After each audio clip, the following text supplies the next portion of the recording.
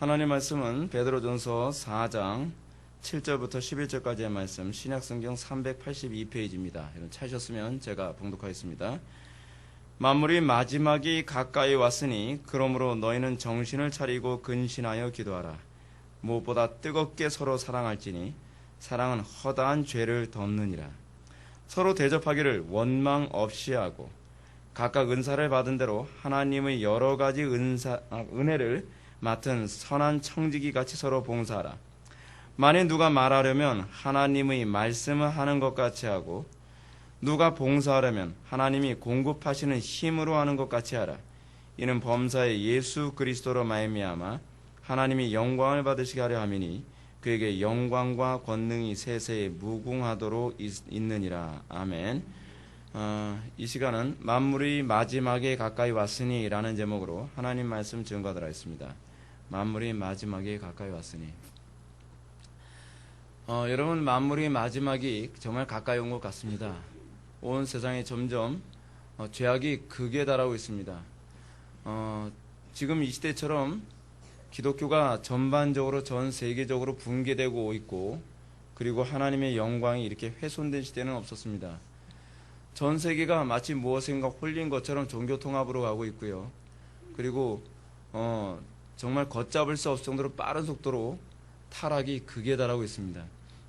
옛날에는 차마 공개적으로 말도 할 수 없었던 음란한 그런 표현이 이제는 뭐 매스컴을 통해서도 너무나 자연스럽게 쉽게 사람들에게 얘기되어지고, 요즘에 어린아이들은 정말 봐서는 안 될 것들, 들어서는 안 될 것들만 자꾸 들으면서 이렇게 크는 걸 보면서 정말 이 시대가 때가 다 되긴 다 됐구나 라는 생각을 하게 됩니다.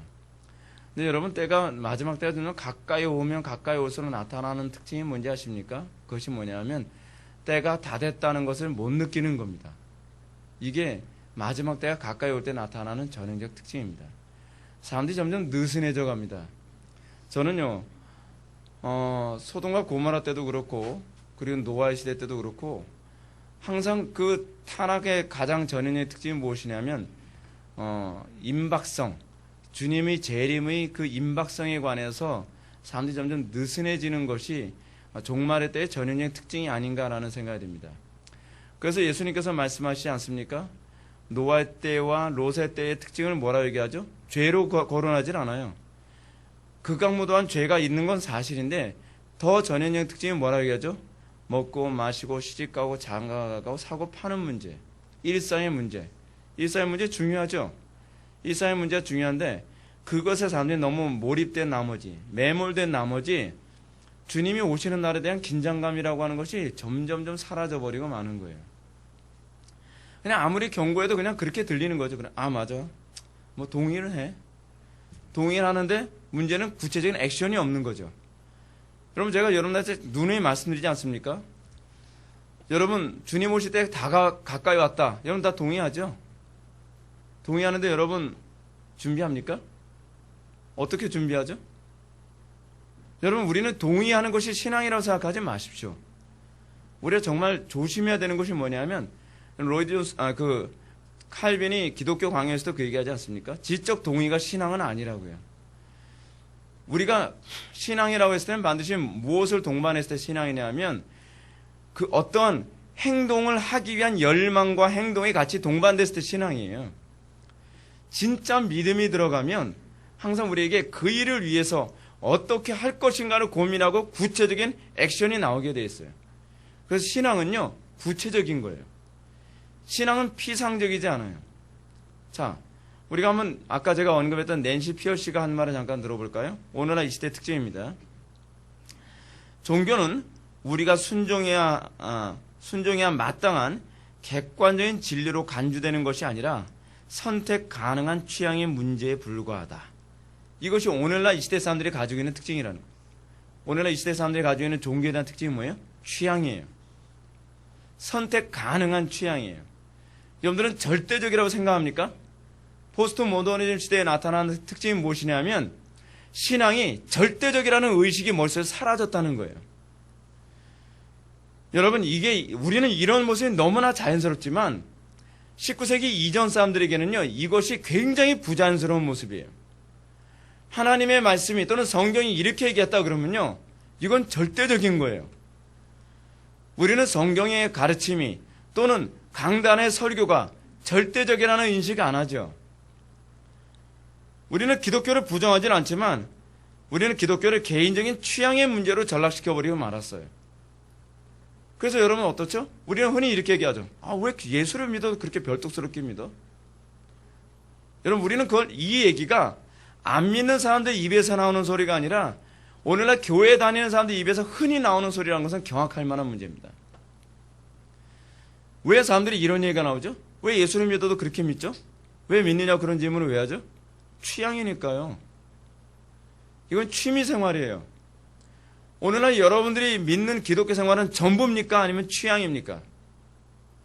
우리는 신앙생활에 목숨을 거는 사람을 기독교 자체 내에서도 이상하게 봅니다. 여러분, 이게 이상한 겁니까? 이건 같은 목사들 입장에서도 이런 소리 많이 듣습니다. 우리 교회 성도들이 이렇게 신앙생활을 한다. 먼 데서도 온다. 그럼 매일같이 나와서 기도한다. 그리고 공적 예배는 다 참석을 한다. 그러면 저보고 목사님들이 뭐라 했는지 아십니까? 어떤 목사님 이런 얘기해요. 그거 너무한 거 아니야? 성도들도 개인의 삶이 있는데. 자, 이런 질문 한번 던져볼까요? 개인의 삶이 더 중요합니까? 아니면 예배가 더 중요합니까? 여러분, 우리는요, 이런 질문 나오면 차마 말은 못하지만 속으로는 개인의 삶이 얼마나 중요한데, 가정이 있어야 교회가 있는 거 아니야? 그리고 직장이 있어야 교회가 있는 거 아니야? 내 삶이 있어야 교회가 있는 거 아니야? 우리는 어떻게 생각하죠? 우리 신앙의 선배들은 가정이 박살이 나도 신앙의 자유를 위해서 어떻게 해요? 신대륙으로 건너갔어요. 가정이 더 중요하잖아요? 우리의 생각은 너무 다르지 않습니까? 우리가 보기에 우리의 신앙의 선배들은 광신자들입니다. 우리가 보기에 그들은 좀 심각한 문제가 있는 사람들입니다. 근데 그들이 보기에 우리의 삶은요, 이거는 신자가 아닌 거예요.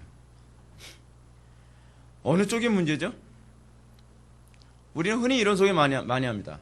목사님, 다 그렇게 하는데요. 네, 맞습니다. 다 그렇게 합니다. 그래서 절망적이라는 겁니다. 여러분, 다 그렇게 하기 때문에 우리도 그렇게 해도 되는 겁니까? 종교개혁자들이 종교개혁을 할 때 다들 그렇게 면죄부를 사고, 다들 그렇게 안일하게 신앙생활하고, 다들 그렇게 부패하게 신앙생활을 할 때에 소수의 한도의 사람이 그렇게 살면 안 된다라고 외쳤습니다. 그것이 신앙입니다.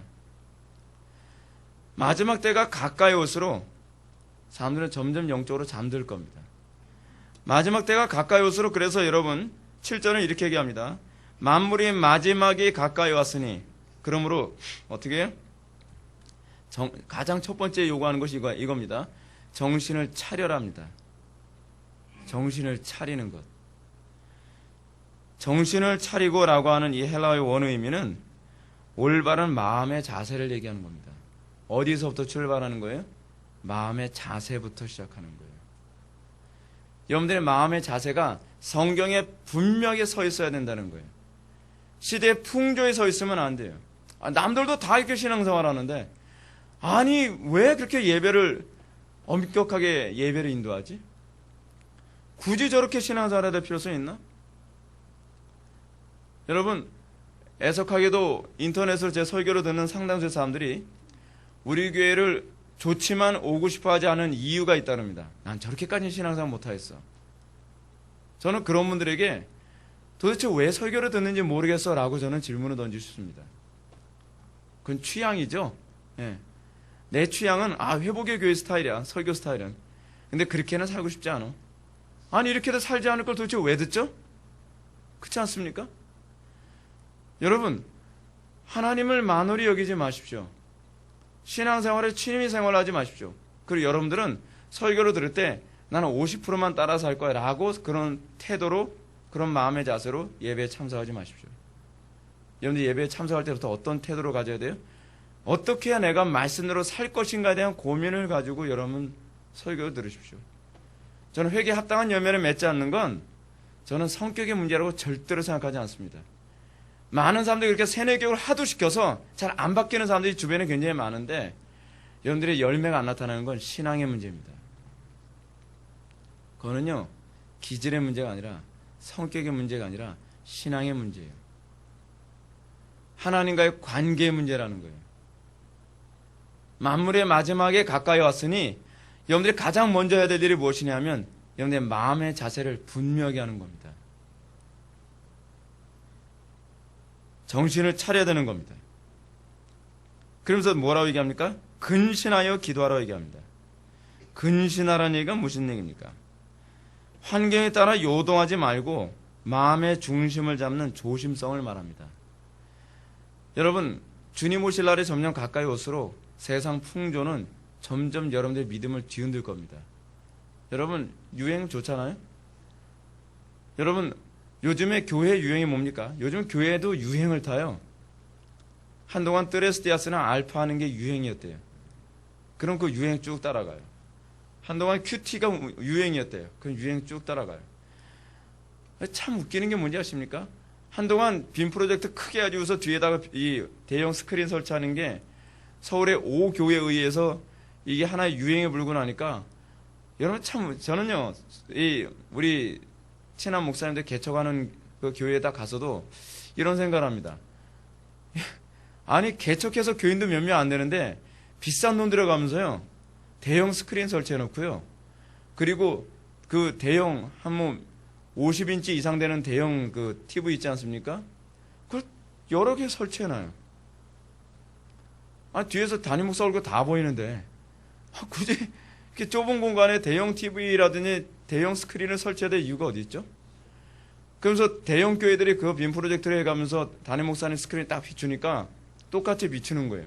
저는 그런 모습 보면서 차마 그분들한테는 뭐라고 얘기 못하겠지만 왜 돈도 없는데 그런 걸 설치하면서 힘쓰는지 이해가 안 가요. 교인들이 좋아하기 때문이죠. 하나님이 좋아하기 때문이 아니에요.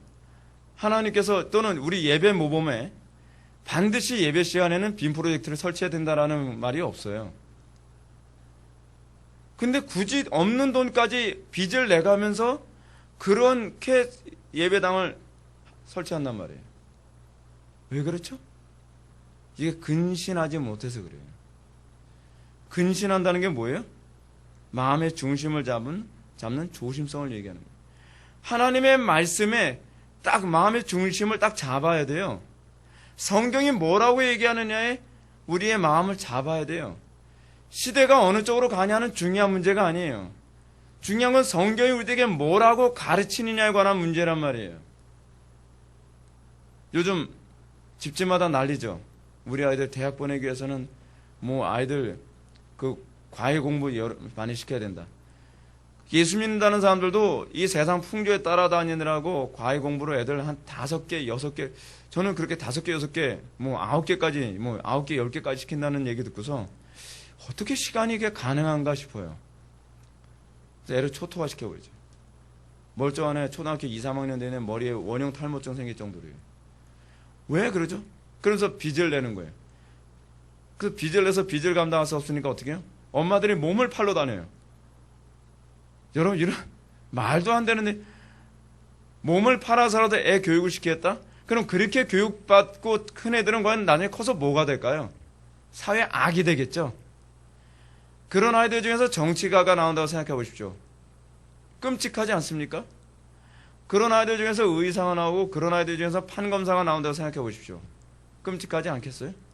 장기를 매매해도 양심의 가책도 안 느끼겠죠? 기독교인이라는 양반들도 똑같이 행동을 하고 있어요. 왜 그렇죠? 근신하진 않았어요. 근데 여기서 근신하여라는 말과 한 가지 더 덧붙여서 얘기합니다. 기도하라는 겁니다. 근신하여 기도하라. 기도는 어떻게 하느냐? 마음을 잡고 바르게 분별하여 조심성을 가지고 기도하는 겁니다. 왜 이런 얘기하는 거죠? 우리의 기도가 항상 어떤 식으로 가기가 쉬워서 그래요? 정욕대로 쓰려고 잘못 구하기 때문에 문제예요. 근신하지 않는 기도의 문제는 뭐냐면 더 사람을 강팍하게 만들어요. 요즘 이런 얘기가 있습니다. 예수 믿기 전보다 예수 믿고 나면 더 욕심 많아지는 교인들 많다고요. 왜 그렇죠? 근신하여 기도 생활하지 않아서 그렇습니다. 이방인처럼 기도해서 그렇습니다. 여러분, 제가 여러분한테 좀 물어봅시다. 여러분들은 기도를 하는데 무슨 기도를 그렇게 오래 합니까? 정력대로 쓰려고 잘못 구하지 않습니까? 세월 낭비하지 마십시오. 기도에도 열매가 없고 응답이 없으면 그거 문제가 있는 겁니다. 제발 문제 좀 찾으세요. 기도를 하는데 삶에 변화가 없는데 왜 기도를 계속하는지 저는 참 대단하다는 생각합니다. 외식도 그런 외식이 어디 있습니까? 대단한 외식이에요. 변하지 않는 기도를요, 어떻게 5년, 10년을 하죠? 열매가 없는 기도를 어떻게 5년, 10년을 하죠? 여러분, 사람의 외식이요, 그렇게 대단해요. 응답이 없고 그 기도에 대한 아무런 감흥도 없는데 그런 기도를 5년, 10년 그러면서 점검도 안 해요. 그래도 계속 습관적으로 기도 생활을 해요. 여러분들 기도 생활하면서 좀 더 경건해졌습니까? 기도 생활하면서 좀 더 주님과 가까워졌습니까? 여러분들 날마다 기도 생활하면서 경건의 능력이 그 기도를 통해서 나타납니까? 그런 것에 대한 기대감도 없이 기도를 한다면 그 사람은 지독한 위선자입니다. 여러분 기억하십시오. 아주 지독한 위선자예요. 자기 양심도 아주 말살시키는 지독한 위선자예요. 기도하는 궁극적 목적이 뭐냐면 소망 때문에 기도하는 것이어야 돼요. 뭔가 변할 거라는 소망이 기도하게 만들어야 되는 거 아닙니까? 뭔가 이루어질 거라는 소망 때문에 기도하는 것 아닙니까? 근데 오늘 기도했는데 아무것도 달라진 게 없어요. 애간장 안 타나요? 응답이 안 나타나는데 여러분 잠언에서 그러지 않습니까? 소망이 더디 이루어지면 어떻게 해요? 뼈가 마르느니라. 우리의 기도가 그래야 돼요. 그게 바로 이 잠언에서 얘기하는 기도의 마음 자세, 기도를 하게 만드는 원동력이에요. 소망이 더디 이루어지니까 뼈가 마를 것 같아서 오늘 당장 응답해 주지 않으면 견딜 수 없습니다 라고 그렇게 기도하는 거예요. 저는 여러분들 기도를 그렇게 하는지 질문을 던지고 싶습니다. 뼈가 마를 것 같습니까? 살만 마르면 여러분 기분이 좋겠죠. 다이어트가 되니까요. 성경은 살이 마른 게 아니라 뼈가 마른 거예요. 뼈가 마른다는 말의 의미가 뭔지 아시죠? 얼마나 애간장이 타면 피가 바짝바짝 마르는 그 마음 가지고 기도하는 거예요. 기도실에 여러분들이 올 때 여러분 그런 마음으로 기도해야 되는 거 아닙니까? 기도를 건성으로 하거나 기도를 쉽게 건너뛰는 건요, 여러분들은 사실 하나님께 소망을 두고 있지 않아서 그래요. 뼈가 마를 정도로 하나님께 소망을 두고 있지 않으면 기도를 안 해도 마음이 편해지는 거예요. 애간장 탈 기도를 하지 않아도, 그리고 기도의 응답이 1년, 2년, 5년, 10년이 기도의 응답이 없어도 별 고민하지 않고 그냥 그 위선적인 기도를 계속 하는 건 전 심각한 위선자인 거죠. 성경 우리에게 뭐라고 얘기하죠? 심령이 가난한 자가 복이 있다고 얘기했어요. 이 강도가 느껴집니까? 심령이 극빈자인 자가 복이 있다. 의에 줄이고 목마른 자가 복이 있다. 그 목마름의 정도가 느껴집니까? 그 줄임에 대한 정도가 느껴집니까? 여러분, 설교는요, 그래서요, 제가 이런 말씀 드리고 싶어요. 설교는 교리만 잘한다고 해서 설교가 되질 않아요. 왜냐하면 성경에 많은 단어들이 실제로 자기가 그 심령의 상태를 경험해보지 않으면 표현할 수 없는 영역들이 많아요. 그럼 원어를 안다고 알아지 않아요. 여러분, 원어를 안다고 해서 그 원어가 우리의 심령의 상태까지 이렇게 딱 100% 느껴지게 만듭니까? 언어의 한계예요, 그것이. 성경이 얘기하는 의에 줄이고 목마른 심령의 가난함이란 뼈가 마를 정도예요. 애간장이 타는 거예요. 피가 바짝바짝 마르는 거예요. 그래서 주님만 바라보는 거예요. 그래서 주님의 은혜만 바라보는 거예요. 그래서 응답을 안 받을 수가 없는 거예요. 잠깐을 기도하더라도 그들의 기도는 어때요? 정말 몸이 부서져라 기도하는 거예요.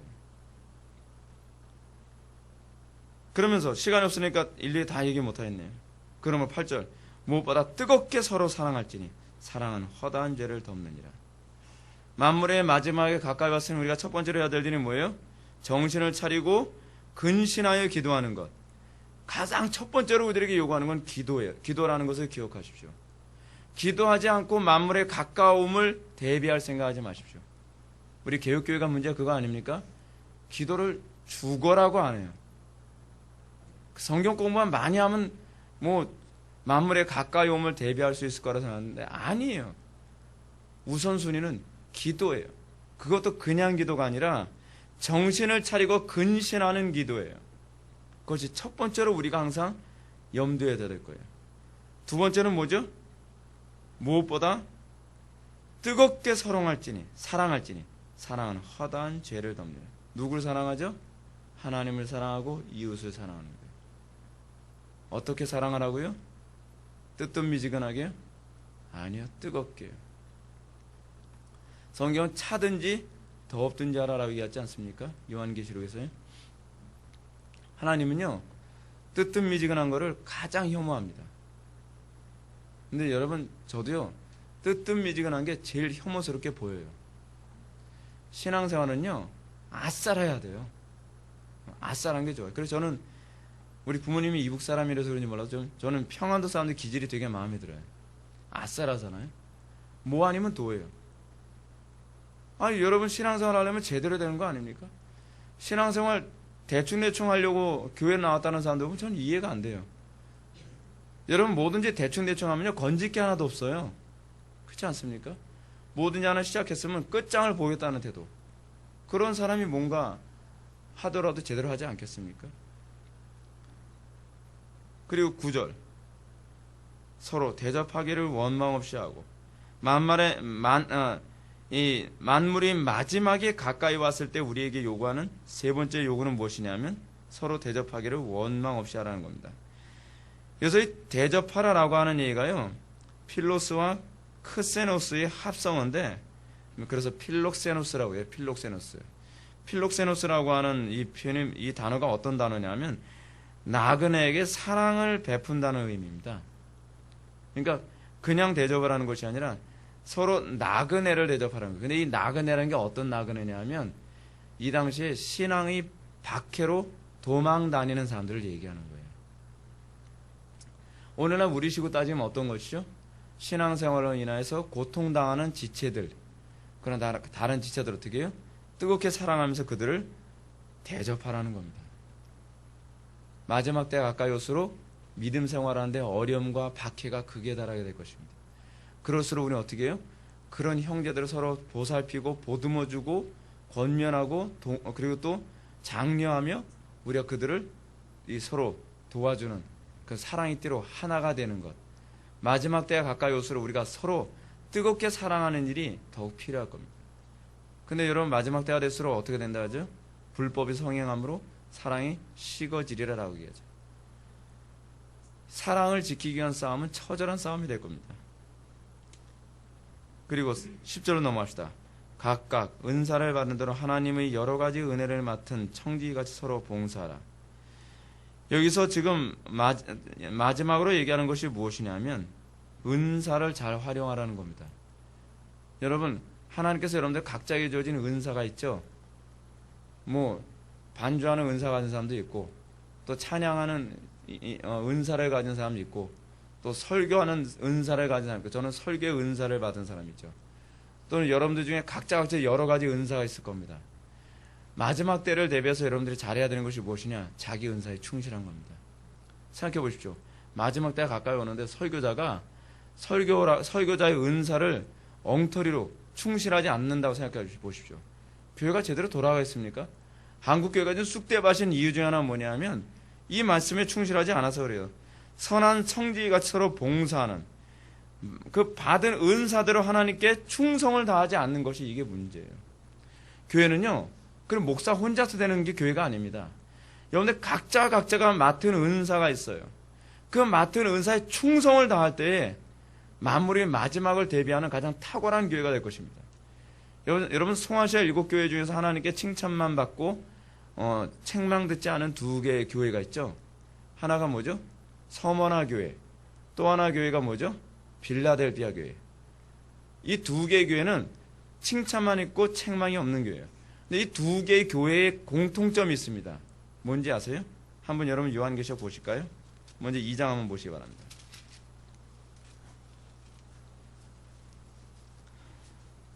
9절 한번 보실까요? 2장 9절. 내가 네 환난과 궁핍을 알거니와 실상 내가 부유한 자니라 라고 얘기합니다. 서머나 교회는 서머나 교회의 아주 중요한 특징 중 하나는 뭐냐면 그들은요 환난과 궁핍 가운데 있는 교회라는 겁니다. 아주 가난한 교회예요. 그리고 어려움이 있어요. 여러분 이 정도면 여러분 신앙생활 대충 하고 신앙생활 못할 명분 충분하죠. 환난이 여러분 보통일 일입니까? 게다가 궁핍 가운데 있어요. 굉장히 가난해요. 그런데 이 사람들은 어떠냐? 환난과 궁핍이라는 것이 핑계가 되질 않았어요. 이들은 이 환난과 궁핍 가운데서도 어떻게 해요? 하나님께 충성됐어요. 그래서 뭐라고 얘기해요? 실상은 네가 부유한 자라. 어떤 부유죠? 영적으로 부유한 자죠. 근데 이런 개념이 빌라델피아 교회, 미국의 그 필라델피아라고 있지 않습니까? 이게 영어식 발음이 필라델피아죠. 빌라델피아 교회 한번 볼까요? 빌라델피아 교회 요한계시록 3장입니다. 8절. 작은 능력을 가지고서도 내 말을 지키며 내 이름을 배반하지 아니하였도다. 서머나 교회는 어때요? 궁핍한 교회. 그리고 빌라델피아 교회는 어떤 교회예요? 능력이 작은 교회. 공통점이 보이죠? 어떤 공통점이지? 아주 불리한 여건 가운데 신앙생활을 했다는 사람들입니다. 근데 다른 교회들, 여러분 다른 교회 공통점이 뭔지 아세요? 에베소 교회, 그리고 버가모 교회, 두아디라 교회, 사대 교회, 그 또 교회, 이런 교회들은요 특징이 뭐냐면 다 풍요로운 교회들이에요. 여건이 좋은 교회들이에요. 3편의 예를 한번 들어볼까요?